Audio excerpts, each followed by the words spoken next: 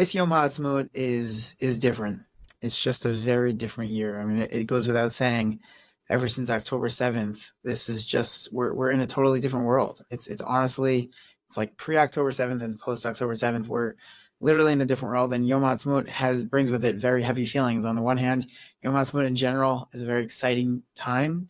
On the other hand, we're still in a war, and therefore, one of the things that we as parents are at least thinking about, struggling with, trying to grapple with, and trying to figure out how can we best talk to our children, how can we best provide for our children the right experience, and how do we talk to those feelings and that dichotomy of emotions that our children are going through on this day. So that's what this episode is going to be, about. We're going to be joined with Rabbi Phil Karish, who is the executive director of Gen Alf, Parenting Initiative, which this podcast is for.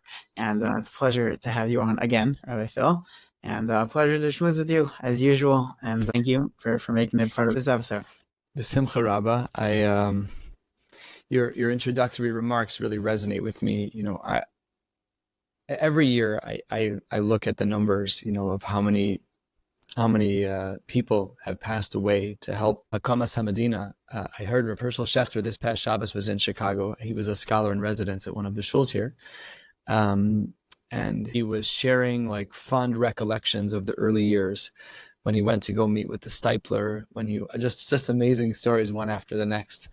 And his references to HaKamas HaMedina at that time were without the heavy price tag that we paid over the last 76 years, and most acutely with the price tag that we've paid over the last 7 months. So it definitely resonates what you're saying, the contrast of feelings, the polarity, the severity of difference between the feelings of HaKamas HaMedina, of Yom Haatzmut on the one side and Yom HaZikaron on the other. It's very painful, and we're from afar. We're not in the trenches. I can't imagine the feelings of people in Eretz Yisrael, our brothers and sisters who are mamish directly affected.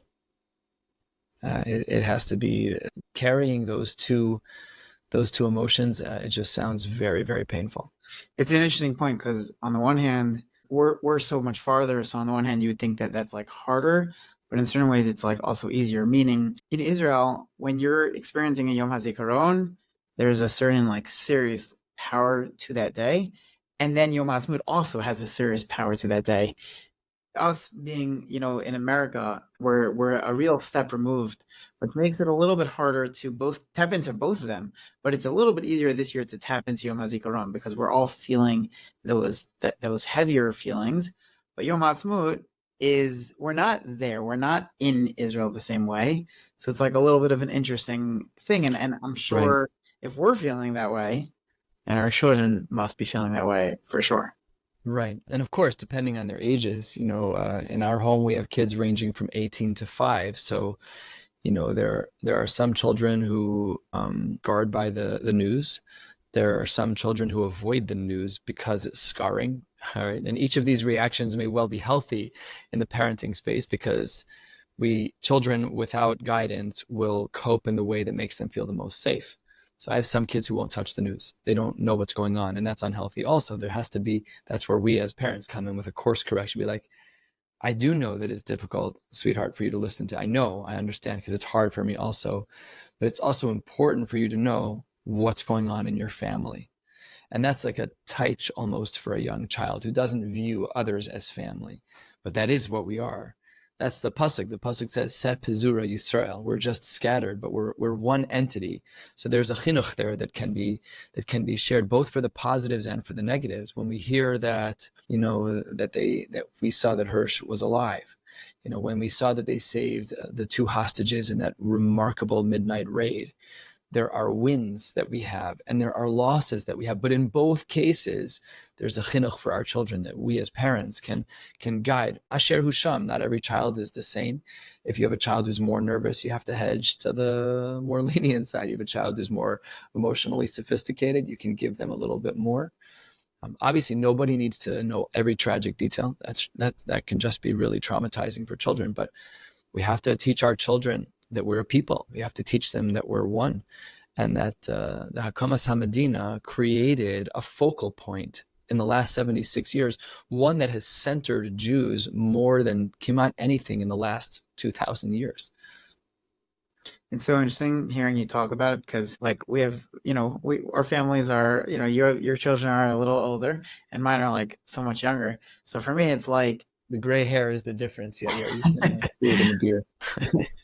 my oldest being he just he knows that there's a war going on, but that's like for the most part that's it. I mean, he knows, and he'll occasionally ask me, and I'll hear his friends talking about it, or he'll hear different people talking about it, and he'll ask me, oh, like, what's going on with the war, but like that's basically it. And he's the only one, like only one of my children, like no one else knows about it, and it's just such an interesting thing. Like for him, Yom Haatzmut this year isn't necessarily feeling so different, but on the other hand, like, so it's such an interesting thing. So for children of that age, we have a very gentle opportunity. Again, we can't be overly detailed with young children. It's way above their head, and the details are scary, honestly. Outside my shul today, I walked out from Mincha, Channel 2 News, CBS was sitting right outside. Unfortunately, for the night last night on one of our local streets here, there were dozens of anti-Semitic pieces of paper that had like hand-scrawled messages that were slid under people's windshield wipers. So we happen to be, Baruch Hashem, quite appreciative to the local police department. They're very good at being on top of things here, and there's constant patrols. So CBS was out. I walked out of my shul. They're like, oh, we would love to learn a little bit more about how your shul in this neighborhood functions. For a whole host of reasons, I didn't do the interview, but what would a child do if they saw that? Oh, why is there a cameraman in front? So when you have a young child, you can't give all of those details. That's scary to a young child, to share with them that anti-Semitism is alive and well. That's scary for adults too.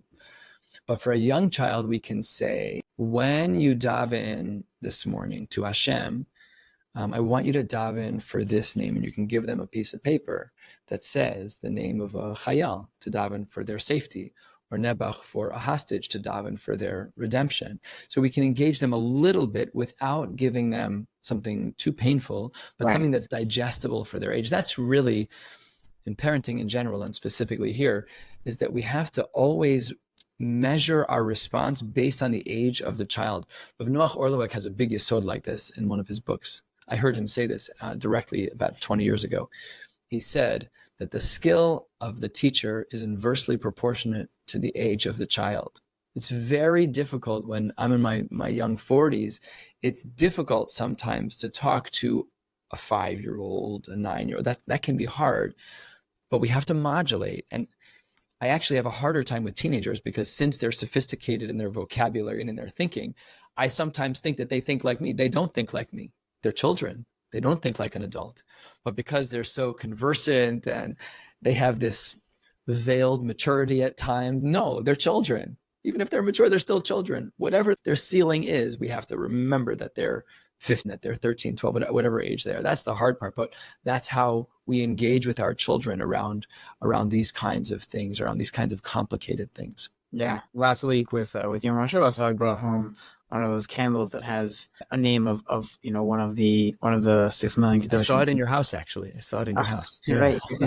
So you were actually there when my son asked me, what is this? And I said to him very plainly, I said, today's a day that we remember when people in the world weren't so nice to us. I don't want to go into nice to us because we're Jews, because I feel like that's, a little too much for a young child to feel or to even think about, or to add like that level of anxiety in any way. But and that we remember those people on this day. This is like a day that we remember them, and that was it. And that was enough for him. Like, I mean, I don't know for sure. Could be he had more questions, but my sense is like he was satisfied. And yesterday he asked me, because I told him I wasn't going to be home today because I was going to a special, tekes for Yom HaZikaron in my school. And he said to me, he's like, what is Yom HaZikaron? So I was explaining to him similar, like, similar idea. And that, like, he was like, okay, like he knows that he knows what Israel is. He knows that Israel's going through something right now. And like, that was like, right. Shine. Yeah. Look, there's a line in the sand in general where we don't want to expose our kids to traumatic things, obviously. But the converse of that, and this can be dangerous, is where we overprotect and overcoddle our children. So we don't want to give our kid a life fully, the life of hard knocks, the college of hard knocks, where Mm. everything is hard. But we also cannot like over coddle our children. But that rule is different here. That rule is true when your kid says to you while they're sitting there, playing a game, they're like, get me a bowl of cereal. Will not get you a bowl of cereal. The bowls are in the cabinet. The spoons are in the drawer. The milk is in the fridge. Go do it yourself, sweetheart. I believe in you. We don't not our children's servants. We have to And even give the them ability to be able to like deal with simple, challenging things that come simple our way. tasks. Yeah. So that's a risk that parents that I've been exposed to, parents who will reach out for advice, that I have pushed heavily on this. It's not healthy to over coddle our children, because then life will hit them squarely between the eyes and they will not know what to do with themselves.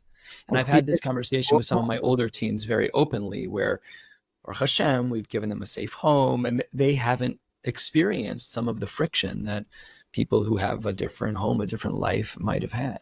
right. So we have to be careful about that. Yeah, I mean, I see it in school, unfortunately, like too often, where there are students who haven't been given those opportunities to like fail forward, to be able to like learn from their mistakes, and therefore any little thing that comes their way, it so crazily breaks them, and Yeah. it's sad. I mean, I've seen it over the past couple of years. It's like getting more and more. I bumped into a therapist in the community here, and the therapist that I spoke to shared a tremendous line.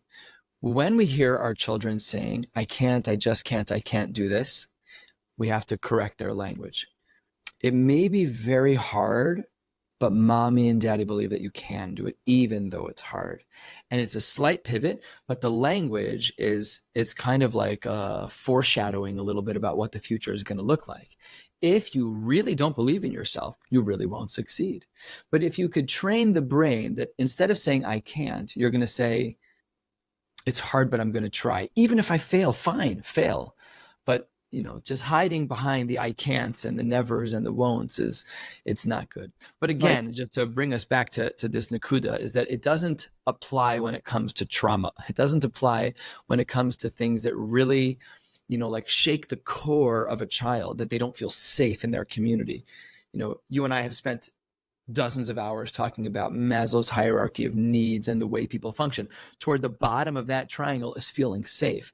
And if a child doesn't feel safe, that's not our job to give them a life of hard knocks, of rattling them. That's not parenting. Unfortunately, life will give us challenges. It will be hard for us and for our children individually. But when it comes to here, we have to be somewhat protective of the information. And frankly, some of the information is scary. And at the same time that it's scary, some of the information is straight up libels and lies. So there's so much that we need to be careful about in our homes. It's kind of like the mushal when somebody knocks on a door. You don't let everybody into your house, only people who are safe. We should do the same thing with our devices. Just because you have access to it on the internet doesn't mean that you should be able to open the screen to see it as That's the why parent. right after October 7th, we recommended in our school, and many educators are recommending, get rid of TikTok, because they're planning on Hamas, and all the pro Hamas supporters are all planning on using it in a way to really get horrible and just straight up lies into Right. our homes, into our eyes, into our minds, and that, I mean, literally what's going on. There's this person I used to see on like random, like either like YouTube or like Instagram or whatever it is, I don't know, different places. And they were like posting parenting things. So I was always very interested in them. And they have like a huge following and they post great parenting things. And lately I've noticed that they're all pro Hamas. And like, it's just crazy. Like, this is a parenting account. Post crazy things that you would never want to see. Like things from October 7th, like horrible, horrible things, all twisted in the wrong way against Israel. Right. And this is on a parenting account, and it's like you see these crazy things. Yeah. You're right. Like, how do we not set up these guards against it? It's crazy. One of the things that I feel like is so relevant to this episode, this conversation about Yom Haatzmut, is that children are having like high levels of different types of feelings. It's on the one hand, I'm thinking about it like it's very normal.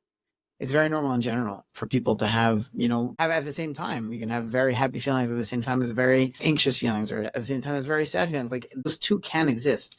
And like as parents, I think like we experience this all the time where we could be so frustrated, let's say, with let's say an action that our child is doing, and yet love them so much. And like I think that when a child is right now is like let's say having a challenge of how do I deal with this Yom Haatzmut? Like if you're having an older child who's you know grappling with that and not really sure what to do with it, I think A, it's about how we model in general, and B, it's also like that type of conversation where like pointing out how like, well, remember like, and you don't want to necessarily harp on like times that they did something wrong, but like if you could harp on like, do you remember that time in school that you were frustrated about that, but like you still like in general like school, right? Or you Right. still in general like that friend, even though that friend did that really annoying thing to you. It's like at that time, yes, it's frustrating, but you still love that friend. Like they're still your good friend.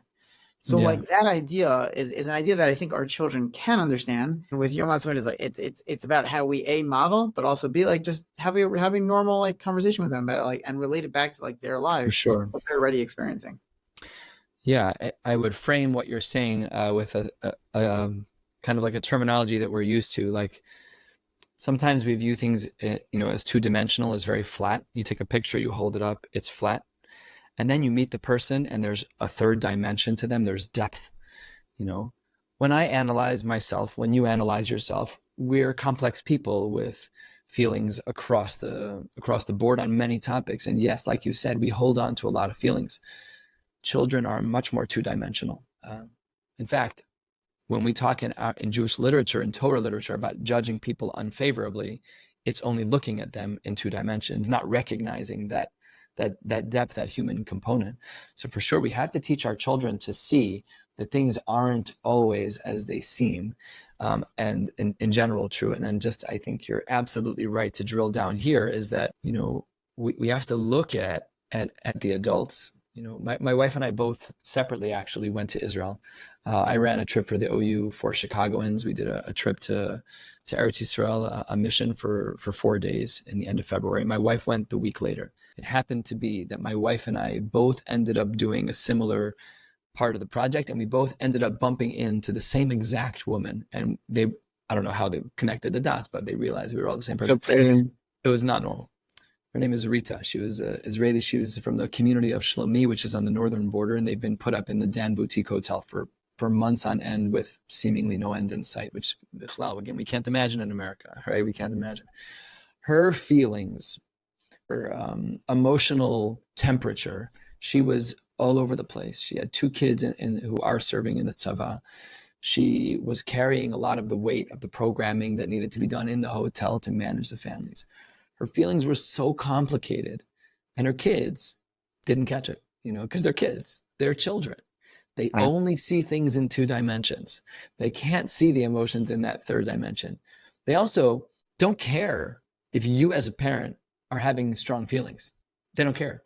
They want you to service them. They want you to take care of them. So they're pulling on the skirt. Mommy, get me this. Tati, daddy, Abba, come get me this. They don't see it at all. Super young children, this is where it's hard to be a parent. We have to check our feelings at the door with that child. They're not even shaykh to the kitchen. When I'm talking to a child who's 5 years old and I'm having an emotional day about anything, about Yom HaZikaron, whatever, Shalom Bayis, that child is not shaykh to those feelings, and check it at the door. That child, none of my children should have to deal with my bad feelings, my negative feelings. But here, this is the chinuch, and I think this is such a big nakuda, is that as the child ages, we align with what we teach them, but the nakuda is to teach them, I'm hurting because so many people, so many of our brothers and sisters are hurting. But I also feel the hope that there's a bright light on the other side of this very, very dark time. And that's something that we need to pass on to our children in words, but even not in words. They need to see us in a Shmona Esrei where we cry in V'Yerushalayim Yircha B'Rachamim Tashuv, and we smile in Es Tzemach. They have to see the dichotomy that we're hurting, but we're hopeful, that we're sad, but we can still see a little bit into the future. Right. And that's our chinuch for our children. That's a primary chinuch for our children. Again, Ba'asher Hu Sham, you have to match the child's needs, like Rabbi Orloak was saying. We have to catch them where they are, and catch them at the right time. And Friday night is an opportune time to get into these conversations with them because there's no distractions. You're at the table. It's time to schmooze, it's time to talk. Younger Yeah. kids are different, older kids are different. But Also with an added feeling that is like a little challenging at this time, or I guess it actually depends on if your child is a little bit older. In a way, it could be simpler because if they're old enough, if your child is old enough to know what's going on in the world, and so they know that it's obviously very challenging in Israel, but they also know that it's really challenging here too. And if they really know, if they really see what's going on, that challenge, even though of course I'm not trying to minimize the challenge there, and it's hard for me to even like know and fully relate, but right, it in a way it feels, and I could be wrong. I mean, you've been there more recently than I have, so you tell me if you see it, if you've experienced it otherwise. But I feel like it's a different challenge here versus there. Here, even though there we are being targeted, obviously because we're Jewish and because they want our land. Here, it's not because they want our land. It's actually just exclusively you're Jewish, and we agree with you politically, and we think that what's happening in Israel is like your fault. We're like being targeted in a very serious way. Obviously, being very targeted there too, but in a yeah, certain way, I'm just these are it's literally I'm just thinking this now that in a way, at least there, I'm just thinking about this in terms of like how do we help our children to have an enhanced like pride in Eretz Yisrael, right? So if they're old enough, they can at least understand. Yes, it's challenging there. The challenge that we're experiencing here and the challenge that they're experiencing there are somewhat similar in terms of being targeted. But what's different about there is at least we're in our homeland, and that's it's a something like huge difference. I'll never forget when I was in 12th grade.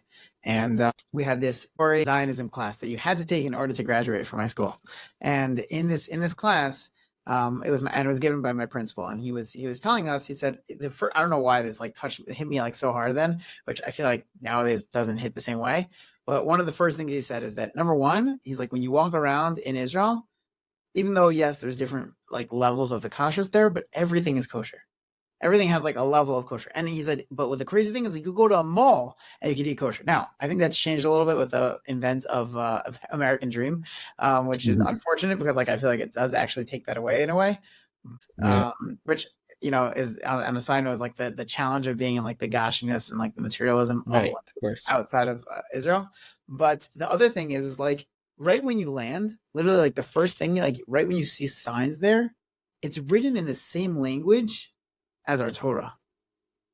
Like it's just like so obvious that that's where we belong. That's our homeland. Right. And like those types of things. When a child who's old enough to be able to appreciate, if they can look at, yes, there's challenges here and there's challenges there for sure, but at least they're like that is our home, and that's a Yeah. big deal on this Yom Haatzmut, like something to like and if they don't yet think about that, to actually like have that explicit conversation with them. Right. And I would just say as a follow-up to that, where would we have been if not for the sacks of all of those who stood before us? What would Eretz Yisrael look like? What would an October 7th have been without the IDF? Without having, I mean, broadly speaking, without having, significant support from here in the United States? There there's been a lot of people who've been talking about the similarities between 1939 and 2020 as it relates to anti-Semitism, and Right. there have been some significant parallels, but the biggest difference between them is Eretz Yisrael. It's having a Medina. It's having a place that we can call home. It's having an army. It's having all of the technological advancements in security and in science. When Iran sent over 300 plus projectiles, and like Kimad Villa, almost nothing entered Israeli airspace. Like that's lo yu'uman. It's not a normal thing. That's not normal. Yeah. And we were like, okay, Iron Dome, slingshot. No, no, no, no, no. Iron Dome and slingshot are chidushim. It's not normal. For me, one of the pieces of this week that is, it's a ruchni feeling. It's a spiritual feeling. Is that where would we have been without the sacrifice of all of those who came before us? All of the chayalim and chayalot, all of the chalutzim who started the country. Look, there's a lot of politics between the from and the less from. I understand, I get it. But where would we be without the Hakamas HaMedina? It would have been a different experience for the Jews. Yeah, going from Yom HaZikaron this year to Yom Haatzmut is like it's a real intensity. It's very, very intense. It's very intense. But look, that's the call of the Jew, is to be able to pull from our past as we pine for the future. We can't be static and stagnant. There are individuals who can do that, but as a people, we can't. We just can't afford to do that, and we cannot do that. Well, as you know, I'm a Moel, so I do a lot of brisim in the secular community here in the suburbs. About half the brises I do are for secular Jews. And the Magen David necklaces and the Star of Israel, the State of Israel outlines that I'm seeing, and the, bring them home necklaces. These are people who, politically speaking, hashkafically speaking, they may not align with me or you, but that there's a oneness here, and that's probably most broadly what we should be striving for, is having that unity, is trying to see that with all of our differences, there should be an overarching love and connectedness. We're not that far apart. We're not. There are differences, but it should be with no loss of love. It should be with just a tremendous closeness. But I agree with you. The contrast this year is just, it's both painful and hopeful. It's both.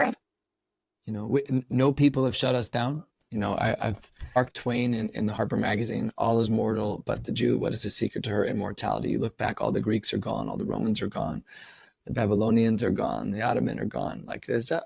Goodbye, shalom. It's something bigger than us is at play here. And maybe this is another layer of chinuch, that we talk about the fact that HaKadosh Baruch Hu has controlled a lot of the history, all of the history that we've had. As one person I heard say recently, a Rav in our community, he said, on October, HaKadosh Baruch Hu removed his shmira for a day. That day was a day with no shmira, and look what happened on that one day.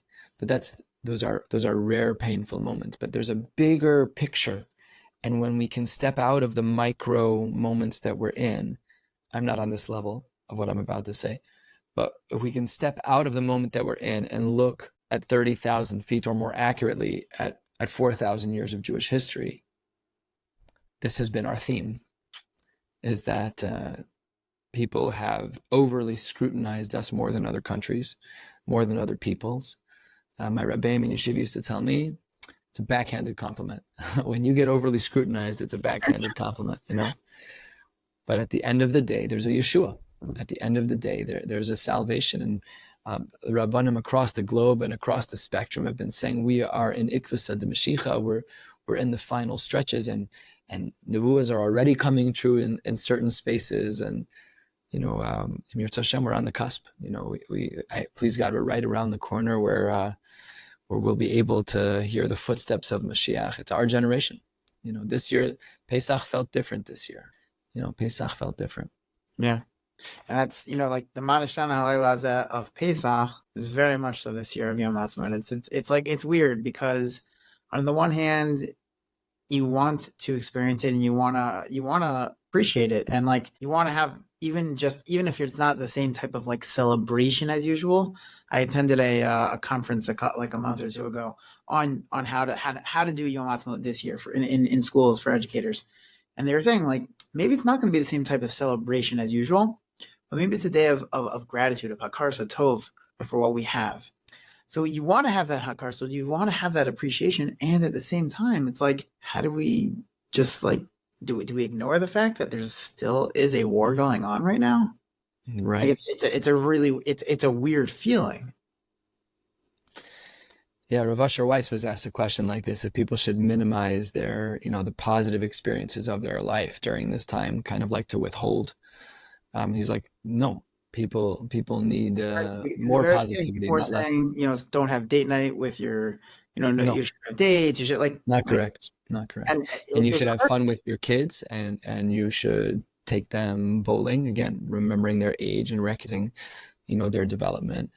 It doesn't mean that we don't say Tehillim. The day starts with the right tone, Right. We still have our daily reminders, whether it's just the same way that every wedding, we do something Zecher L'Chorban, and every new house, every house we have, Yes. have, so we have things that are still reminders of Zecher L'Chorban. Yeah, I think that's a really great nakuda. The microcosm that wedding, that microcosm is filled with simcha. And I know the Gemara speaks about this, that one of the Amoraim broke a 400 zuz goblet, just to come up with that. Oh, yeah, you're right, I forgot. You're right, I totally forgot. And it's only it's not yet. We can't be filled with simcha, but we still have simcha in us. Just a big dichotomy. It's a big dichotomy that we have to hold on to.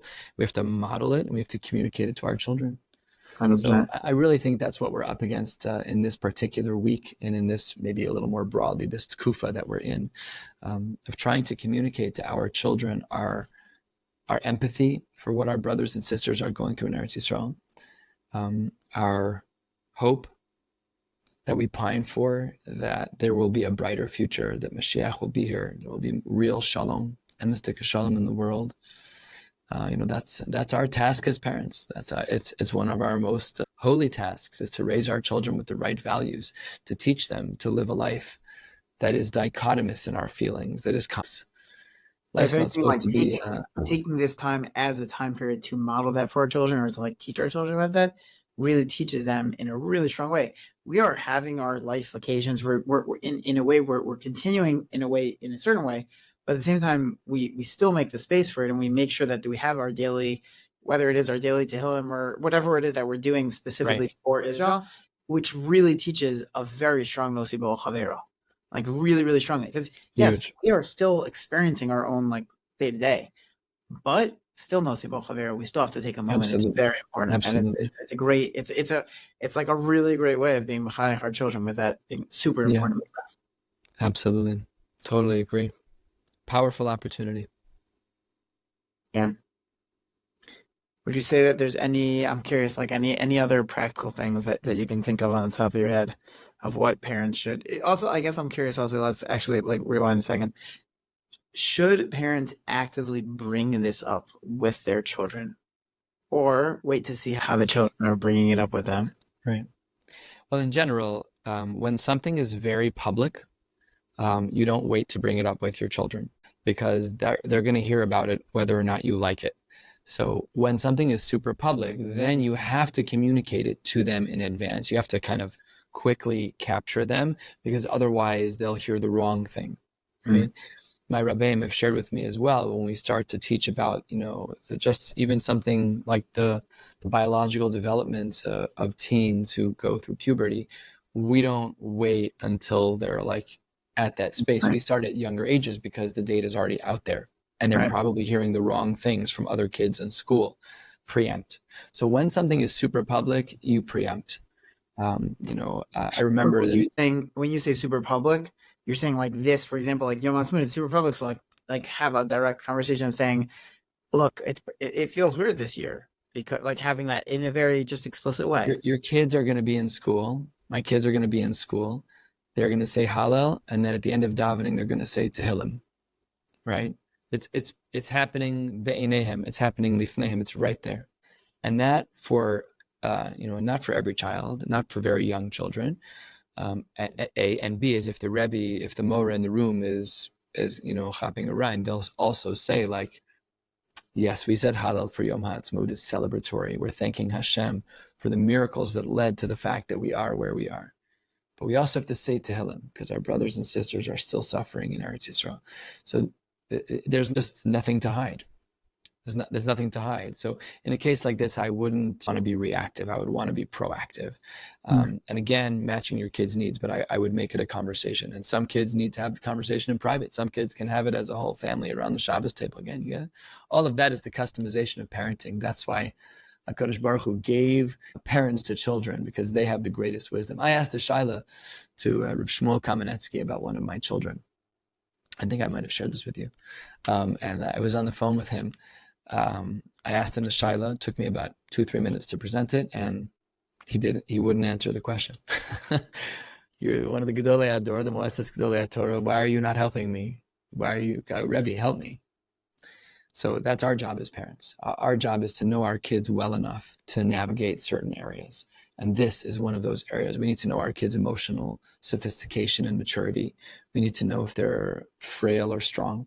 We need to know what they can handle. We need to have the wisdom, like chonen hadas, to know what to share and what not to share from the news. We have to be the filter. That's our job, to be the filter. And even we have to protect ourselves. This is very important. Sometimes people may like to watch movies that are scary movies. This isn't a movie, and we can't unsee the things that we're seeing. So if we're planning on being good models to our children, we have to make sure that we have a boundary of what we expose ourselves to and who we expose ourselves to, because otherwise we become damaged goods. We're not as good of a parent when we oversee. And it's a serious, like, long-term effect. I still can't unsee some of the things that I've seen from October 7th. I actually can't unsee them. Yeah. And they leave a mark. And all the more so on an unsophisticated mind. I mean, and I don't mean this in the technology way, but if someone is just, flipping through shorts on YouTube, that's pasha dangerous. I'm talking about October 7th. I'm not talking, I mean, it's dangerous in general for various reasons, but now it's dangerous. There's an inoculation that can take place. There are not that many Jews in the world. There are a lot more people in the world who are happy to be denigrating and negative about Jews. It's dangerous, and we can't allow for it. So this goes back to all the regular klalim. If your children are going to be on technology, it should be in a public space. Sometimes my children are in their rooms watching. I often will pull them out. Just go watch on the couch downstairs if you're going to watch, right? So we also have measures for how much time our kids spend. Our router in our house turns off every day from 5:30 to 7 p.m. just so that there's a lull. So it's just an acute application of that now, because things are provocative and dangerous in the news, and we just have to protect our kids. Yeah. It's a scary time, but it's also a time where we as parents are given an opportunity to really help our children to develop their thinking, to develop their emotional sophistication, to teach them that they can juggle feelings of opposite order, simcha and pain, right? Avelus. It's a time of mourning. Right? We're in a time of mourning right now. We're in a time of mourning, but we're saying Hallel. It's a stira. It's a total stira. But it's not a stira. We say Avarachamim during Sfira, even if you say Hallel. We're going to say Yom Haatzmut, and for those who have the minhag to say Hallel, they're going to say Hallel.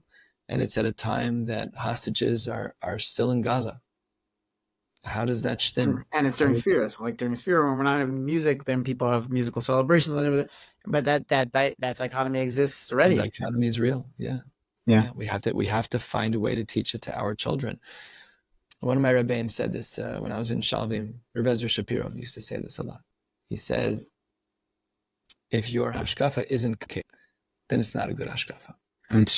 Your hashkafa should be complicated. If you are perfect, square peg, square hole, and everything is kaftor v'ferach, and it's just easy peasy, you're not pushing hard enough in your hashkafa. It should be complicated. Things should be difficult to process at times. It should be simple. There are simple aspects of our hashkafa. Halacha is king. We try to keep halacha, then that's not a discussion. That's not what I'm talking about. But I'm saying hashkafa is complicated, In our work in Gen Aleph, right, we try to bring exceptional resources in parenting to schools. But I've been told, as the director of the program, thanks but no thanks, the hashkafa of the OU is not our hashkafa. And I've been told on the other side, this is wonderful, we'll take it. Absolutely, happy to work with you. Hashkafa should be complicated. It should not be glatt. It should be complicated. It means that you're thinking. It's a good sign. But we're not used to doing that for our children. We're used to having everything, all the pizzas cut in a perfect 8 slices. Everything is fair. Everything is good. No. That's why the School of Hard Knocks is closed down. Yeah. It's kind of where we started, where generationally speaking, we've overcoddled our children. They just don't have difficulty anymore. When I was a kid, I got a disciplinary note from my science teacher. To this day, I claim innocence. I did not do anything wrong, and I'm still upset about it, and I'm 43 years old. My parents kept me home from a Shabbaton because my science teacher gave me a disciplinary note. But at that time, my parents had a rule. If the school said that something was true, then that something was true. The child was wrong and the school was right. You're a principal. I'm sure you are fully aware that that is not how things work. When a child comes home and complains, I mean, you can tell your side of the story. It's just not the way things are. Right. And there's been a big turn where the parents are now the litigators for their, innocent, perfect little children. No, the school's This is writing the kids. exactly that's what Jonathan Haidt, he writes about Oh this yeah, in his book, The Coddling of the American Mind. This is like literally what it's all about. The American mind has been so, I mean, it's what you're saying. It's been coddled so much at this point that it's just, there's a real shift. There's a real there's a shift. real shift. So this week presents us with an opportunity to be authentic with our children, to not coddle them, to show them that the world is complex without introducing trauma, to show them that we can have feelings of simcha and that we can have feelings of sadness in the same exact moment, to show them that we can be sad about the loss of brothers and sisters, but that we can be hopeful for a time of peace and shalom, that we can actually see a brightness at the end of that tunnel with Mashiach, with a more peaceful time. These are things that we can be mechanech our children in. It's the opposite of coddling. It's being straight up with them about how things are. And that's what we should be doing during this time. 100%. 100%. It was a pleasure to schmooze this out with you, as usual. Always a pleasure. As usual. Every time we talk, our chavrusas are always enriching and thought-provoking. It's o chavrusa o misusa. The dialogue just brings about deeper nakudas. So I appreciate you having me on and talking things through.